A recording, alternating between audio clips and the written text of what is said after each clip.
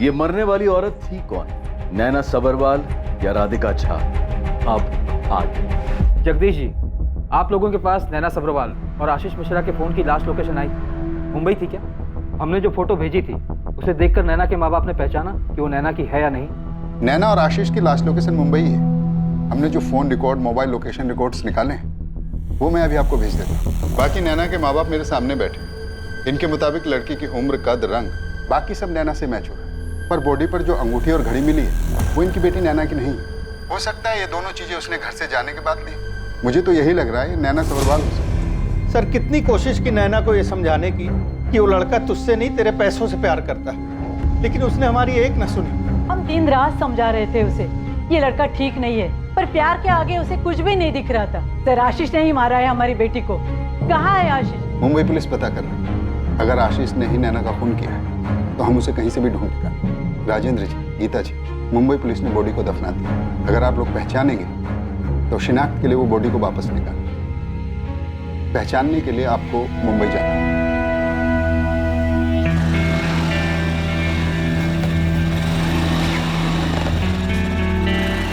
चंडीगढ़ के नैना सबरवाल और आशीष मिश्रा एक दूसरे से प्यार करते हैं।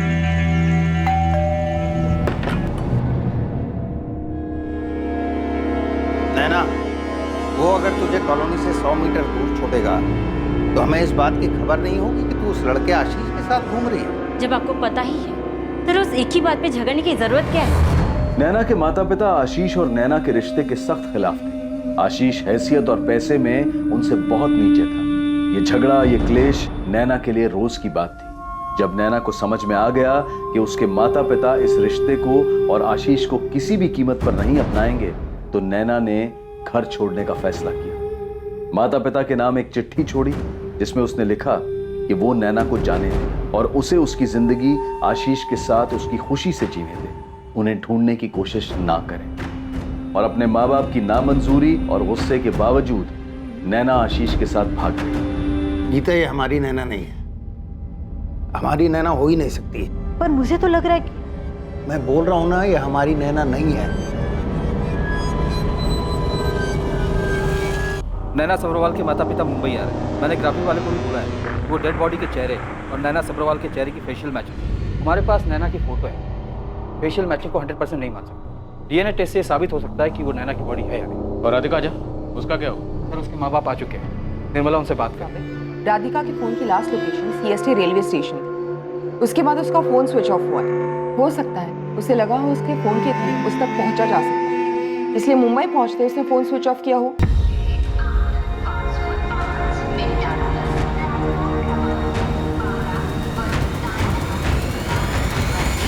हमने कभी उसे ऐसे कपड़े पहने हुए नहीं देखा। राधिका घर से भागी क्यों थी? यही तो समझ में नहीं आ रहा है। उसके भागने के 1 महीने पहले उसे देखने लड़के वाले आए थे। उसने खुद राजी खुशी शादी के लिए हाँ कही थी। उस दिन वो कितनी खुश लग रही थी, फिर पता नहीं घर छोड़कर क्यों भागी।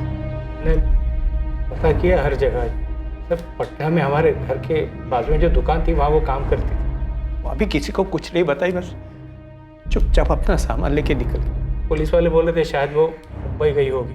फिर अचानक एक दिन ये मुझे फोन लाकर दिखाने लगी और कहने लगी, देखिए ये शायद अपनी राधिका है। आपको नहीं लगता ये राधिका है? हमें नहीं पता वो घर से क्यों भागी होगी और ना ही हम ये जानते हैं कि उसे कौन और क्यों मारेगा।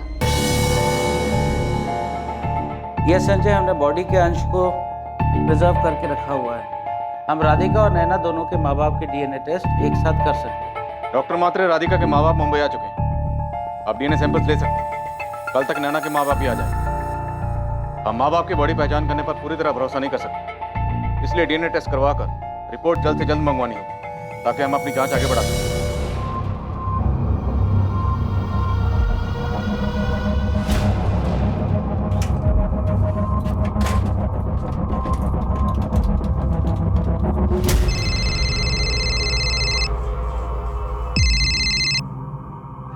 हेलो, सबरवाल बोल रहा हूँ। अरे क्या किया तूने? फंसवा दिया हमें।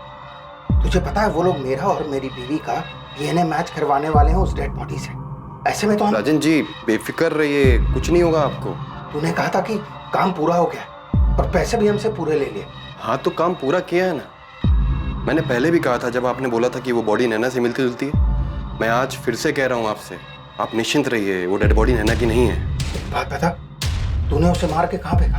ये जानने की जरूरत आपको नहीं है, मेरा काम था, मैंने अच्छे से किया। आप चिंता मत करिए, कुछ नहीं होगा आपको।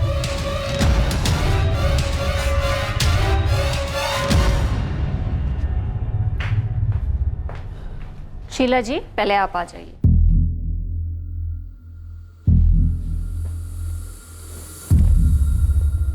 आपको मेरा डीएनए सैंपल लेना पड़ेगा। रमाकांत जी, दोनों का ही सैंपल लेना पड़ेगा। इनका लेने का मतलब नहीं है, क्योंकि ये राधिका की सगी माँ नहीं है। राधिका की माँ गुजरने के बाद मैंने इनसे शादी की थी। अच्छा ठीक है, फिर आप आइए।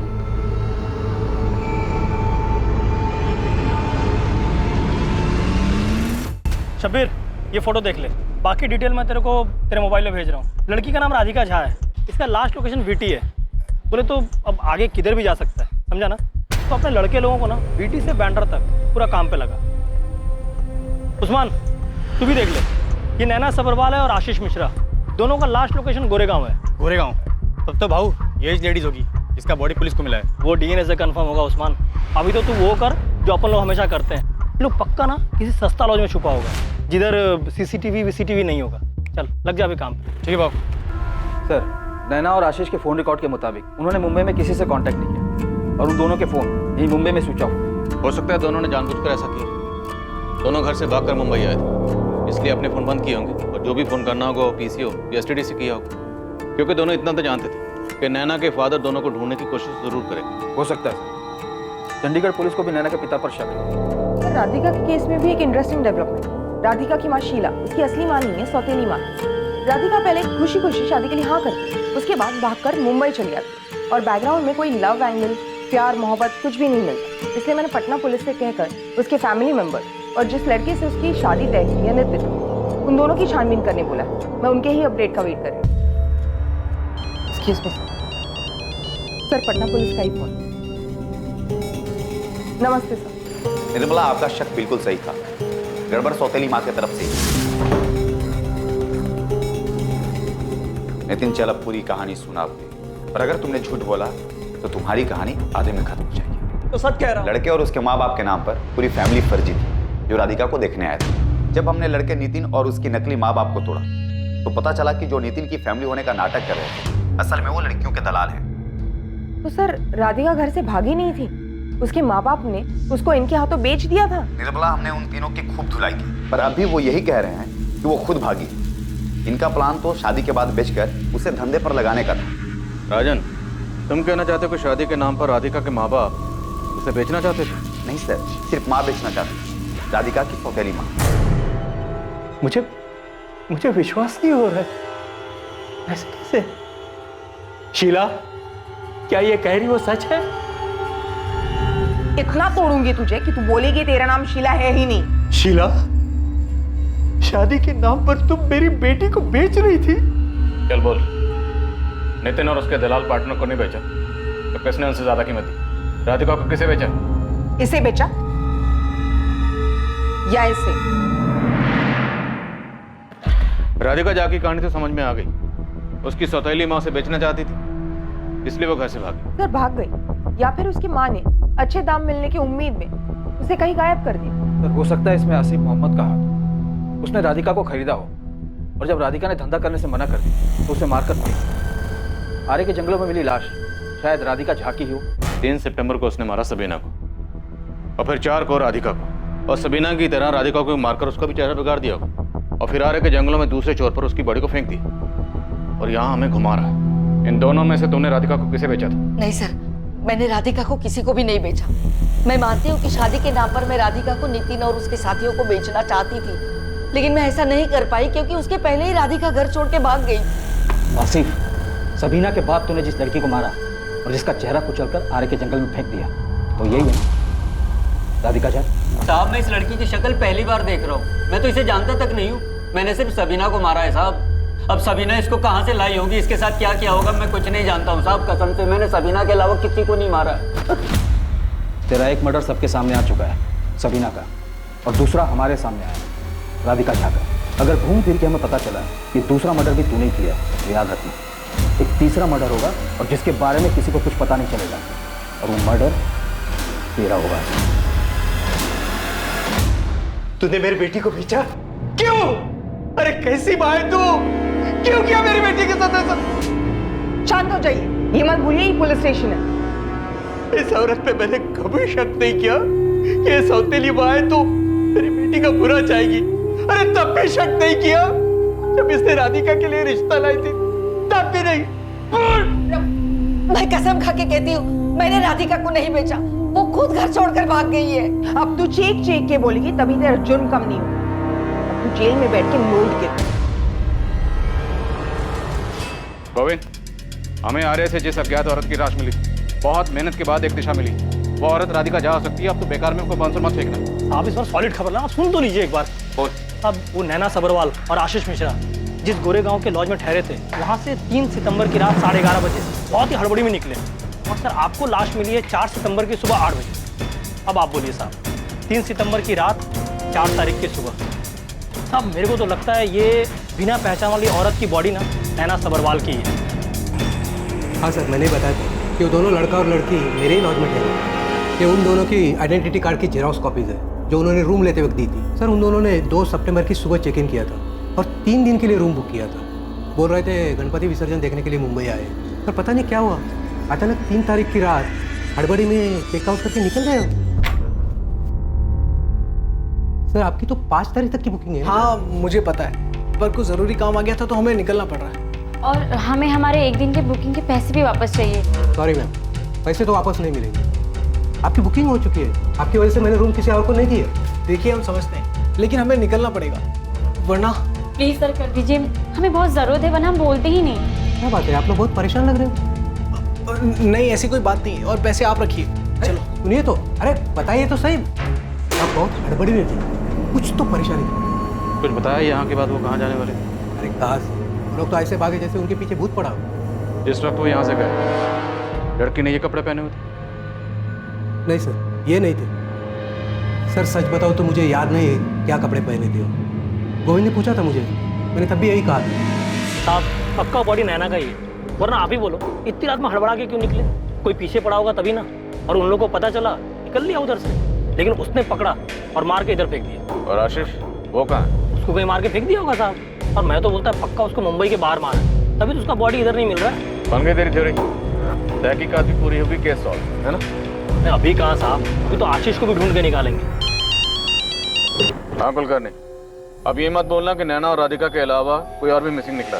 नहीं सर, और कोई नाम सामने नहीं आया है, लेकिन सर वो राकेश अग्रवाल लखनऊ वाला, वो हमारे पुलिस स्टेशन आया हुआ है। राकेश अग्रवाल, वो जेपसिन वॉच वाला रॉन्ग नंबर, वो आया है? हाँ वही सर, खुद सामने से चलकर पुलिस स्टेशन आया। और सर उसके साथ एक लड़की है जो उसकी बीवी प्रिया अग्रवाल नहीं है, जिसे हमने वीडियो कॉल में देखा था राकेश के साथ। तुम कह रहे हो कि राकेश अग्रवाल आया और उसके साथ जो लड़की है प्रिया अग्रवाल, वो उसकी बीवी नहीं है, तो फिर कौन है?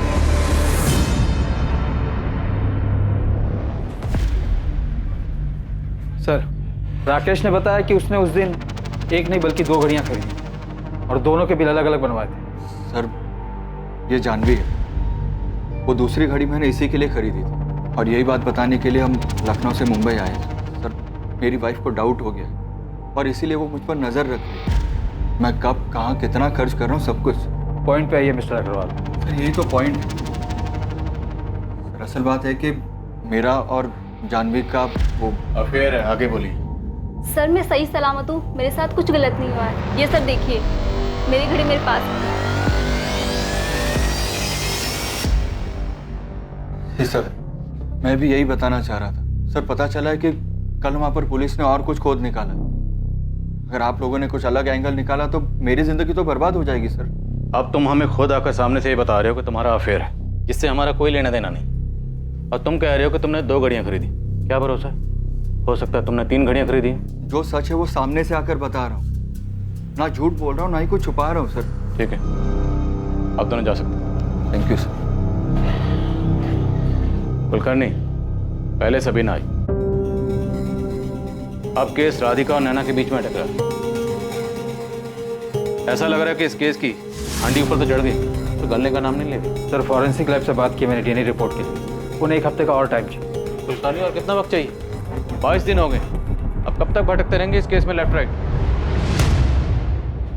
सर आपका फोन स्विच ऑफ है क्या? अरे बैटरी खत्म हो गई। क्या हुआ? सर लैंडलाइन पे आपके लिए 2 बार कॉल आ चुका है। सैराबाद से किसी कांस्टेबल चंद्रचूड़ मोडक आपसे बात करना चाहता है। सर उसने बताया कि वो आपको सैराबाद के किसी केस की वजह से जानता है। सैराबाद, चंद्रचूड़ मोडक। नमस्ते सर, कैसे हैं आप? सर याद आया मैं कौन हूँ? 8 महीने पहले आप सैराबाद आए थे, तब मैंने आपको। हाँ चंद्रचूड़, याद हो, अच्छी तरह से याद हो। अच्छा, निर्मला बता रही थी कि तुम हमारे केस के बारे में कुछ जानते हो। सर अभी कुछ दिन पहले मैं एक काम से भोपाल गया था। वहाँ मेरा एक दोस्त मिला, वो भी पुलिस में ही है। उसी ने मुझे मुंबई के इस अज्ञात औरत वाले केस के बारे में बताया। सर मुझे पूरा यकीन है इस औरत की फोटो और डिटेल्स आपने हमें भी भेजी होंगी। पूरे उत्तर भारत में भेजिए। तुम्हारे पास कुछ जानकारी है क्या? जी सर। सर आपसे एक रिक्वेस्ट है, मैं आपको जो भी बताऊंगा वो आप हमारे सीनियर इंस्पेक्टर परिमल जी को मत बताना। हाँ ठीक है, नहीं बताऊँ, बेफिक्र हो। सर यहाँ सैराबाद में एक लड़का है अनुराग शर्मा, वो बेचारा पिछले 3 हफ्तों से रोज यहाँ परिमल साहब के चक्कर काट रहा है। वो शायद पहली बार यहाँ 5 सितंबर को आया था अपनी बीवी ज्योति शर्मा की मिसिंग कंप्लेन लिखवाने। सर मैं अंदर आ सकता हूँ? आइए। सर मेरी वाइफ ज्योति, कुछ पता चला उसका? ज्योति सर, ज्योति शर्मा। आज 7 तारीख है सर, 3 दिन हो गए, अब तक लौटी नहीं मुंबई से। ज्योति, हाँ याद आया, तुमने बताया था इसके बारे में। ये अक्सर दूसरे शहरों में ट्रैवलिंग के लिए जाती है, आई मीन काफी घुमा करती है। बिल्कुल, हम ढूंढने की कोशिश कर रहे हैं इनको। जैसे कोई खबर मिलती है आपको इन्फॉर्म कर। सर वो लड़का लगभग रोज अपनी बीवी का पता करने पुलिस स्टेशन आता है। सर वो अपनी बीवी को ढूंढने मुंबई भी गया था और वहाँ भी कुछ पता नहीं चला। ज्योति शर्मा? जी सर।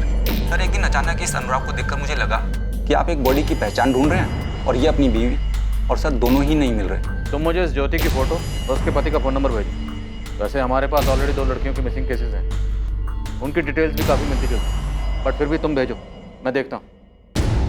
एक सुराग नहीं मिल रहा था हमें विक्टिम की पहचान पता करने की, लेकिन अब देखो 3 औरतें हमारे सामने, लेकिन अब भी पक्का नहीं है कि ये इन तीनों में से कौन है, कोई है भी या नहीं। सर ये ज्योति शर्मा इस केस को एक नया एंगल दे रही है, लेकिन गोविंद भी हार मानने को तैयार नहीं। उसने हिस्ट्री शीटर अमर फुलवड़े का पता किया, जिसको नैना सब्रवाल और उसके बॉयफ्रेंड आशीष मिश्रा की सुपारी थी। मुंबई के हिस्ट्री शीटर अमर फुलवाड़े को नैना सब्रवाल और आशीष मिश्रा की सुपारी दी गई थी, जो उन्हें मारने के लिए लगातार उनका पीछा कर रहा था। वो अब पुलिस की गिरफ्त में था। अमर फुलवड़े के जरिए पुलिस चंडीगढ़ के कबीर तक पहुंची, जो इस जुर्म का मास्टरमाइंड था, और आखिरकार नैना सब्रवाल के पिता द्वारा रची गई साजिश सामने आने वाली। ठीक उसी समय अज्ञात औरत के शव की शिनाख्त करने के लिए ज्योति शर्मा का पति अनुराग शर्मा मुंबई पहुंचा। साहब नैना और आशीष का फोटो था मेरे पास, मैं उनका पीछा कर रहा था। मैंने ये भी पता कर लिया था कि गोरेगांव के लॉज में दोनों छुपे हुए हैं। तूने आशीष मिश्रा को कहाँ मारा बोल? अब मैं कितनी बार बता चुका हूँ, मैंने किसी को नहीं मारा। मैं सच बोल रहा हूँ आपसे, मेरा विश्वास करिए साहब। नहीं मारा तो कहाँ गए वो? 5 सितंबर को उन दोनों को मारने का सॉलिड प्लान भी बना लिया था मैंने, पर मालूम हुआ कि 4 को वो लोग वहाँ से कहीं निकल गए। नैना और आशीष वो अमर को बेवकूफ बना के मुंबई से पता नहीं कहाँ चले गए। मैं और मेरा पूरा टीम अक्खा पूना नासिक सब जगह घूम के देखा, पर किधर भी नहीं मिले साहब। फिर मैंने कबीर को फोन करके बता दिया। तुझे और अमर को जितना झूठ बोलना है बोल, एक बार डीएनए रिपोर्ट आ गई सब सामने आ जाए। और नैना के बाप को भी खूब तोड़ा है, उसने कबूल कर लिया है उसने तुझे पूरे पैसे, जब तूने उसे बताया कि तूने नैना को मार दिया है। मैंने आपसे झूठ नहीं बोला, नैना के बाप से झूठ बोला, क्योंकि वो लोग मुझे मिल ही नहीं रहे थे कहीं।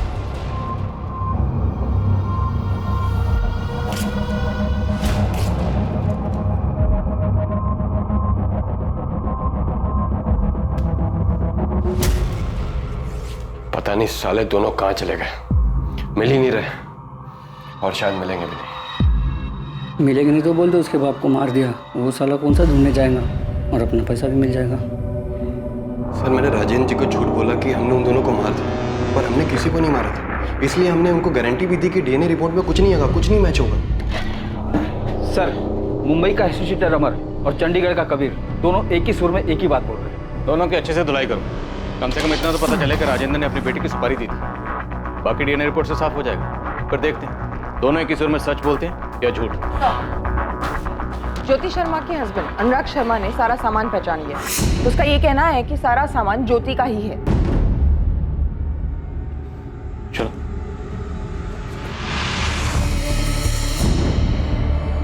सर ये ज्योति ही है, ये कपड़े, ये सैंडल ज्योति का है, ये घड़ी, ये अंगूठी, ये सब ज्योति का ही है सर।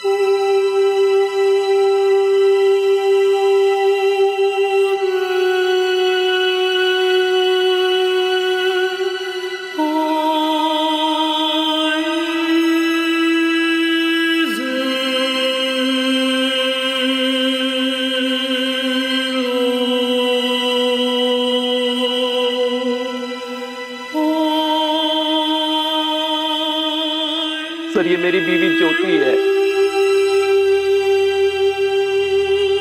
अनुराग जी, आज 25 दिन हो, पूरे 25 दिन। इन 25 दिनों में आपको एक बार भी ऐसा नहीं लगा कि आपको अपनी पत्नी को यहाँ के ढूंढना चाहिए था?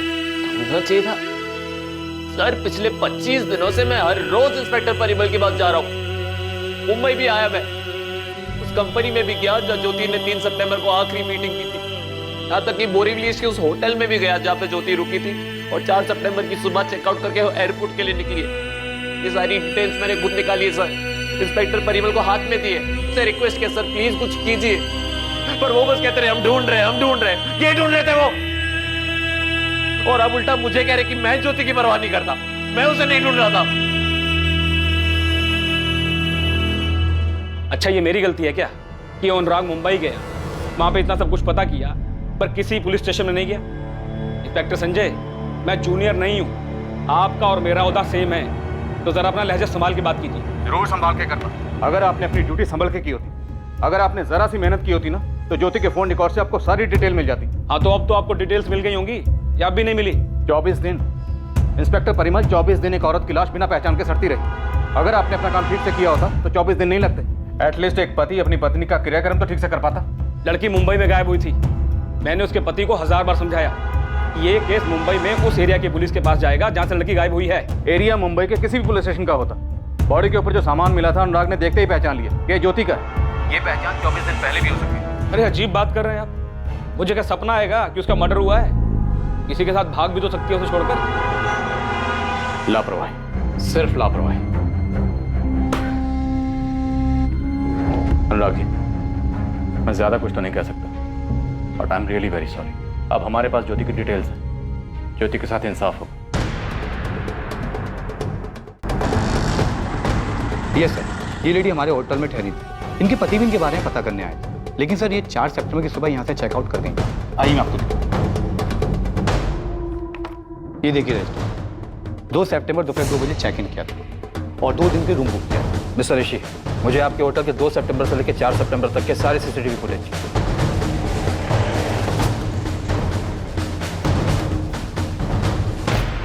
Excuse me, miss Richa. Oh, hi miss Nirmala, please have seat. I am fine miss Richa, मैं बस इसके बारे में जानना चाहती हूँ। ज्योति शर्मा, इनके हस्बैंड का भी हमें कई बार फोन आया इनके बारे में पूछने के लिए। 3 सितंबर को क्या आप इससे मिली थी? हाँ, उस दिन हम लोग सुबह 10 बजे से लेके शाम को 5 बजे तक यहीं थे, मैं, ज्योति और हमारा डिज़ाइन कंसल्टेंट चेतन। उस दिन हम लोगों ने न्यू ईयर फैशन वीक के कलेक्शन को लेके काफ़ी डिस्कशन किया था।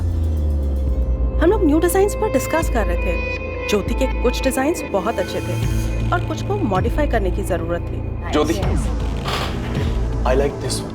This is fantastic. हमने बहुत सी चीज़ों के बारे में डिस्कस किया, design, market trends, even strategies also. Jyoti designs modify करके 3 महीने बाद वापस आने वाली थी, पर कितना अजीब लग रहा है ये सोचकर कि वो वापस घर पहुंचे ही नहीं। वो आपके साथ रेगुलर काम करती थी, अक्सर आते जाते रहती थी? Yes, she did. Every quarterly में एक बार आती ही थी नेक्स्ट सीजन का फ्रेश कलेक्शन लेके। और इसके बावजूद इतने दिनों तक किसी ने ये जानने की कोशिश नहीं की कि वो कहाँ गई थी? We spoke to her husband और हमने भी उसे कई बार कॉल किया और चेतन ने भी उसे बैक टू बैक कई बार ईमेल्स किए, लेकिन उसने कोई रिप्लाई नहीं दिया। चेतन गुप्ता कहाँ है? ही इज अ कंसल्टेंट, जब उनकी ज़रूरत होती है वो तभी आते हैं। He is not our regular employ. My God, I don't believe this. Mister Chetan Gupta, आपकी बिलीव ना करने से कोई फर्क नहीं पड़ता। ज्योति इज डेड नाउ, वो 24 दिन पहले ही मर चुकी। फिलहाल आप ये कर सकते हैं, पुलिस स्टेशन आ सकते हैं। हमें आपके साथ हुई उसकी लास्ट मीटिंग, ऑफिस से होटल की जर्नी और होटल से एयरपोर्ट जाने वाली जर्नी, जहाँ वो फ्लाइट लेने वाली, उनके बारे में बात करते हैं।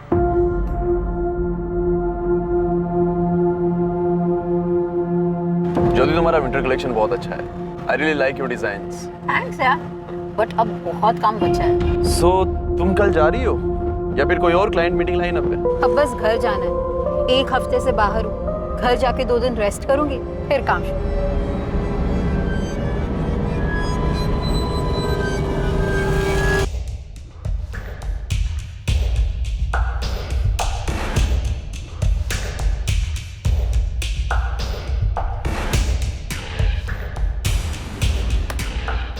सर 2 दिन में होटल में उससे कोई मिलने नहीं आया। और इन 2 दिनों में ज्योति ने डीआर डिजाइनर कंपनी के ओनर रीचा और उनके कंसल्टेंट चेतन गुप्ता, जिन्हें ज्योति अपने डिजाइन सप्लाई करती थी, इन दोनों के अलावा किसी से बात नहीं की। ताज्जुब की बात, सीसीटीवी में भी साफ दिख रहा है कि आपकी बीवी ने 4 सितंबर की सुबह 3:30 बजे होटल से चेकआउट किया, पर एयरपोर्ट जाने के लिए उन्होंने क्या और कहाँ से ट्रांसपोर्ट लिया था ऐसा कुछ पता नहीं चला।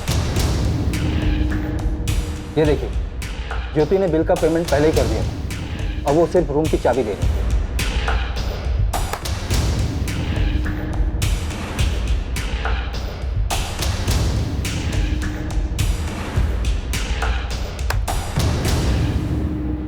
हमने होटल के स्टाफ से भी बात की। ज्योति ने एयरपोर्ट जाने के लिए वहां से कोई ट्रांसपोर्ट नहीं मंगवाया, टैक्सी ऑटो कुछ भी नहीं। सर वो टैक्सी बुक करने के लिए हमेशा स्पीड अप कैब यूज करती थी। वो देखा हमने, लेकिन ये जो रेंटल कैब होती है आपको आपकी पिकअप लोकेशन से पिक करती है और ड्रॉप लोकेशन पे ड्रॉप करती है। अगर ज्योति ने कैब बुक की थी तो ज्योति को पिक करने के लिए होटल के गेट तक तो आता।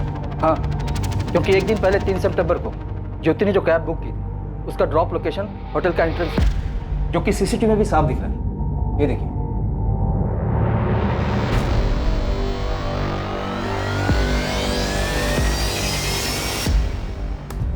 आप कह रहे हैं कि ज्योति हमेशा स्पीड अप कैब से कैब बुक करती थी, तो शायद उसका बिल भी स्पीड अप कैब मनी से देती होगी, कैश नहीं देती होगी। और अगर एयरपोर्ट जाने के लिए कोई कैब बुक की होगी, कैश नहीं दिया होगा। लेकिन 4 सितंबर को ज्योति ने कोई कैब बुक की नहीं, वो होटल से पैदल ही बाहर निकल गई। शायद कोई एयरपोर्ट ड्रॉप करने वाला। ज्योति ने आपको कुछ बताया था इस बारे में? नहीं सर, ऐसा तो कुछ नहीं बताया उसने। 3 तारीख की रात को जब बात हुई थी तो बस इतना कहा कि 4 की सुबह 6:25 की फ्लाइट है सहराबाद के लिए, बस।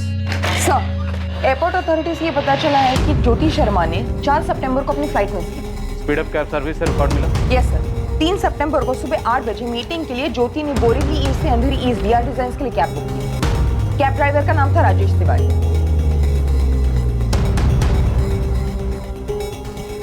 3 सितंबर की शाम को ही 5:25 पर ज्योति ने कैब बुक की थी अंधेरी ईस्ट से बोरीवली ईस्ट अपने होटल के लिए। कैब ड्राइवर का नाम था अजय देशपांडे।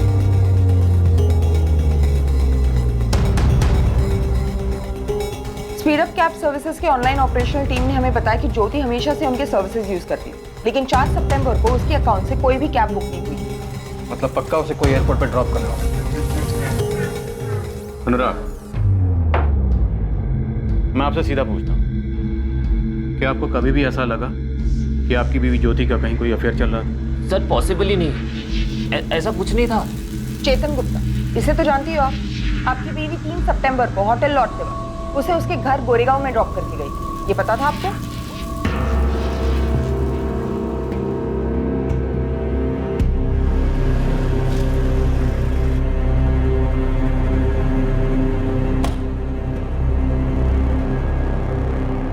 सर चेतन का तो पता नहीं, पर अपनी बीवी को बहुत अच्छे से जानता हूँ मैं। हमारी शादी को 3 साल हो चुके थे सर। हमारी लव मैरिज हुई थी, हम एक दूसरे से बहुत प्यार करते थे, हम खुश थे एक दूसरे के साथ, लॉयल थे, ना कि सर। राग, उस रात होटल में जिस सिक्योरिटी गार्ड की ड्यूटी थी उससे भी बात किया। उसका भी यही कहना था कि वो किसी जानने वाले के साथ ही गई थी। सर मैंने उन मैडम को जाते हुए देखा था। मैंने उनसे पूछा भी कि मैं उनके लिए कोई ऑटो या टैक्सी बुलाऊं।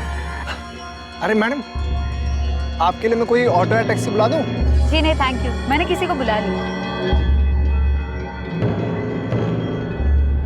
सर वो इधर से मेन रोड की तरफ गई थी, लेकिन सर मुझे नहीं मालूम कि उनको लेने कौन आया था और वो किसके साथ यहाँ से।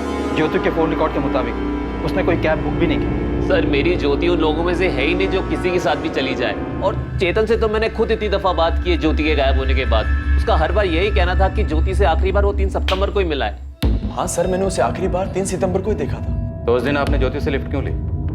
आपके पास तो अपनी गाड़ी है ना? सर एक्चुअली उस दिन गणपति विसर्जन था 1.5 दिन का, बहुत ट्रैफिक होता है सर, तो उसे अवॉइड करने के लिए मैंने रिक्शा लिया ऑफिस के लिए। तो सुबह जाते वक्त आपने ज्योति से लिफ्ट नहीं ली? नहीं सर, मैंने बस वापस आते हुए लिफ्ट ली थी उससे।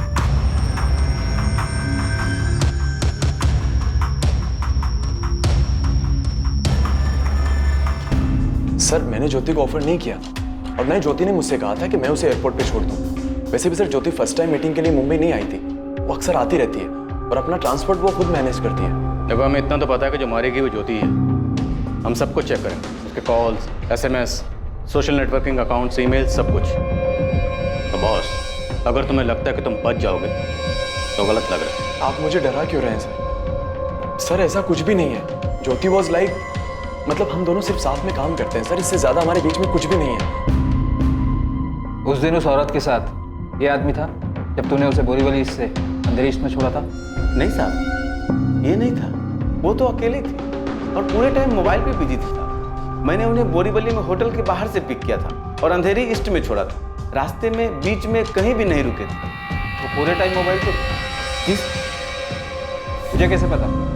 बुड़ के देख रहा था तू? नहीं साहब, वो एक आध बार मिरर में देखा ना तो पता चला। गाड़ी चलाते वक्त मिरर में देखता रहता है पीछे कौन क्या कर रहा है? नहीं साहब, पीछे कोई गाड़ी है कि नहीं ये देखने के लिए नजर जाती है ना साहब, उसी में देखा था। हाँ साहब, यही साहब थे उस दिन मैडम के साथ। इनको गोरेगांव दिंडोशी सिग्नल के पास एक सोसाइटी के बाहर छोड़ा था मैंने। इनके लिए तो मैडम ने खास बोला था फ्लाईओवर से गाड़ी मत लेना, इनको रास्ते में छोड़ना था। फिर क्या साहब, मैडम को बोरीवली इस होटल के पास छोड़ा और वहां से मैं निकल गया। तो मारा क्यों तूने उसे? हाँ अब आप क्या बात करें, मैं क्यों मारूंगा मैडम को? तूने नहीं मारा तो किसने मारा उसे? मुझे क्या मालूम साहब, मैं तो मैडम को होटल पे छोड़ के वहाँ से निकल गया था।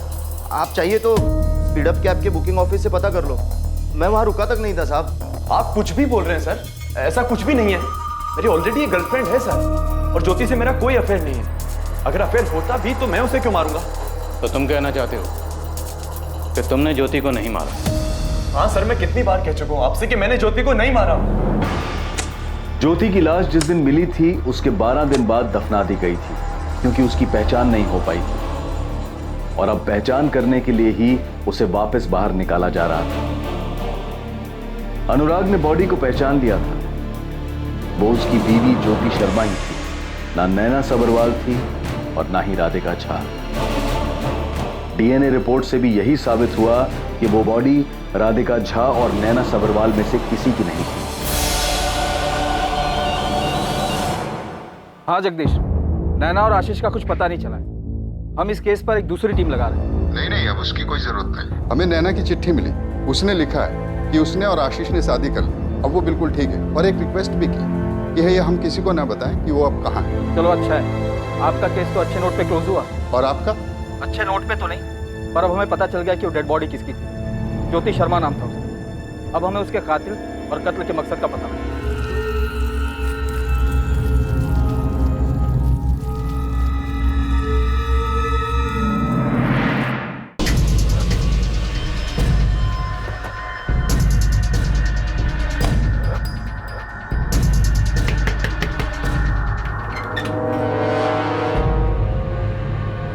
साहब आप यहाँ? तेरे स्पीड अप कैब से पता किया हमने, उन्होंने बताया कि 4 सितंबर की दोपहर 3 बजे तक तूने कोई बुकिंग नहीं ली थी। हाँ साहब, नहीं लिया होगा, वो तबीयत ठीक नहीं रहती तो नहीं लेता बुकिंग साहब। उस दिन तबीयत खराब थी तेरी?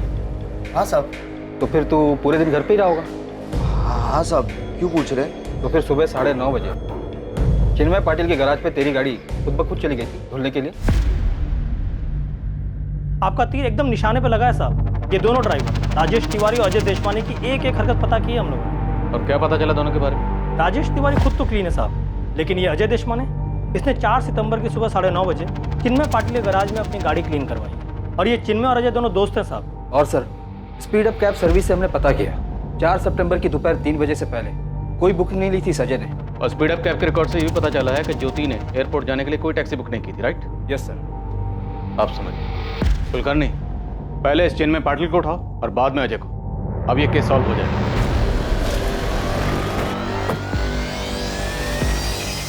चिन्मय पाटिल? जी मैडम, मैं ही हूँ। 4 सितंबर अजय देशपांडे की गाड़ी तूने धोई थी? हाँ मैडम, वो हमेशा गाड़ी धुलवाने के लिए मेरे पास ही आता है, दोस्त है वो मेरा। आज तेरी धुलाई की बारी, चल। हाँ साहब, खून के धब्बे थे गाड़ी में। और खून के धब्बे देखने के बावजूद तूने गाड़ी को धो दिया, पूछा नहीं उससे? नहीं साहब, मैंने पूछा था उससे।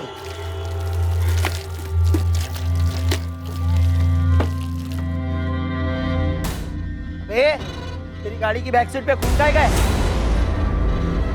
ये देख, अगर कोई लफड़ा रहेगा ना। अरे यार कोई लफड़ा नहीं किया। अरे खून है इसीलिए तो धुलवाने लाया हूँ, वरना अभी 2 दिन पहले तो धुलवाई थी गाड़ी। अरे लफड़ा नहीं है तो खून कहाँ से आया? सुबह सुबह बुकिंग छोड़कर वापस आ रहा था तो हाईवे पर एक का एक्सीडेंट हुआ था। अब उस बेचारे को अस्पताल लेके गया तो उसी का खून लगा होगा शायद। अरे मैंने पुलिस को रिपोर्ट की है, अब एक्सीडेंट करने वाला पकड़ा गया है नहीं वो पता नहीं है मुझे। साहब आप चाहिए तो उसको पूछ सकते हैं कि मैंने उसको पूछा था कि नहीं और उसने बोला था कि नहीं। साहब आप ऐसा खाली फोकट मुझे मत। खाली फोकट होने से पहले तूने से पूछा कि एक्सीडेंट किसका हुआ है, कहाँ हुआ है, हॉस्पिटल में भर्ती करवाया या नहीं करवाया, पुलिस को इन्फॉर्म किया या नहीं किया, पूछा ये सब? नहीं साहब मैंने इतना सोचा नहीं था साहब, मेरे को लगा दोस्त है, झूठ नहीं बोलेगा। झूठ बोलेगा तेरी धुलाई तेरी गाड़ी से बढ़िया करेंगे, इतनी गारंटी देता हूँ। गलती हो गई साहब। अरे भैया सुनो ना, मुझे सुबह 3:45 बजे एयरपोर्ट के लिए निकलना है, आप आ जाओगे? वही आना जहाँ अभी ड्रॉप कर रहे हैं। हाँ मैडम आ तो जाऊंगा, लेकिन इतना सुबह थोड़ा पैसा ज़्यादा लगेगा। कितना ज़्यादा? 1500 रुपये लगेंगे मैडम। 1500?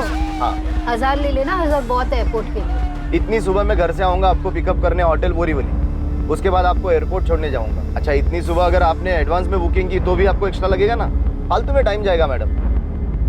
मतलब वो गाड़ी टाइम पे आई नहीं आई। अच्छा चलो ठीक है 1200 ले लेना, पर आ जाना। ठीक है मैडम आ जाऊँगा।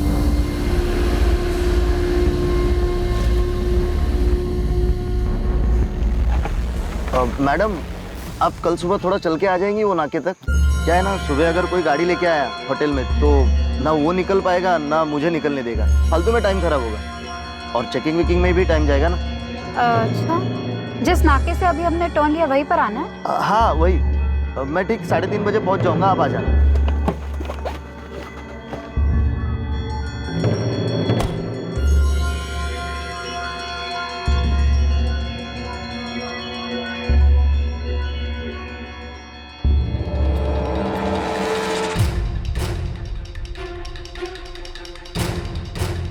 और मैडम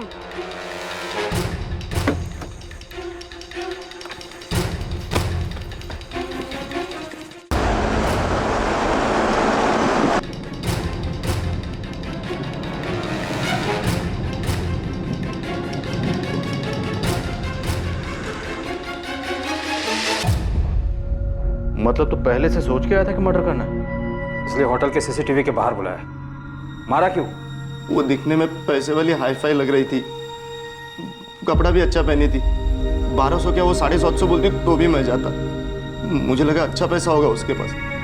मैं एक मौके की तलाश में था, गोरेगांव के पास पहुंचने तक उसकी आंख लग गई, मुझे मौका मिल गई। मैंने आरे की तरफ गाड़ी मोड़ी।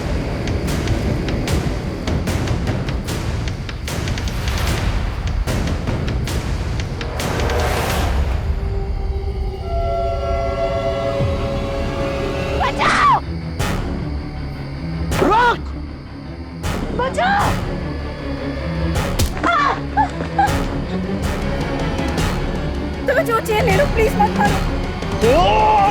पैसे कितने मिले?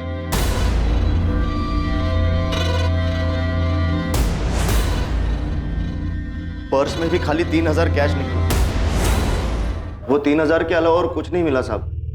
मैंने सोचा वापस जाकर घड़ी अंगूठी सोने वने का कुछ होगा तो निकाल लूंगा, पर फिर मैं डर गया। वापस गया और कोई आया तो मैं फंस जाऊंगा। तो उसे देखकर तुझे लगा कि इसके पास बहुत कैश होगा? हाँ साहब, गाड़ी में वो साहब और मैडम डिज़ाइन विज़ाइन की कुछ 25-50 लाख की बात कर रहे थे, मुझे लगा 40-50 हज़ार तो होगा ही इनके पास। ज्योति के अलावा और कितने लोगों को मारा तूने? और कितने लोगों को लूटा? नहीं साहब, और किसी को नहीं लूटा, और किसी को नहीं मारा मैंने। वो तो मैंने सोचा था इनको बेहोश करके लूट लूंगा और छोड़ दूंगा, पर वो मैडम जाग गई और गाड़ी में चाकू फ्रूट काटने के लिए रखता है? साहब वो तो मैंने अपने लिए रखा था कि रात में कोई मुझे ना लूट ले।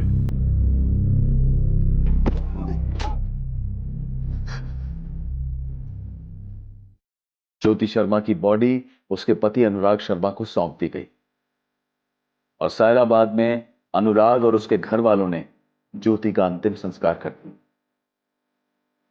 अजय देशमाने पर ज्योति शर्मा की हत्या के लिए आईपीसी की धारा 302, सबूत मिटाने के लिए आईपीसी की धारा 201 और लूटपाट के लिए आईपीसी की धारा 397 के तहत मुकदमा दर्ज किया गया है। सर, राधिका झा का केस सॉल्व हो गया है। राधिका मिल गई? हाँ, लेकिन कहाँ है ये नहीं पता। राधिका के पिता रमाकांत का कॉल आया था कि राधिका ने उनको कॉल करके बताया कि उसने शीला को नितिन और उसके पार्टनर से फोन पे बात करते हुए सुन लिया था। राधिका को जैसे ही पता चला कि उसकी सौतेली माँ उसको बेचने वाली है, वो घर छोड़ के भाग गई। लेकिन अब जहाँ भी है ठीक है। सुनकर अच्छा लगा कि नैना और राधिका दोनों सही सलामत हैं। पर ज्योति, उसके साथ बुरा हुआ।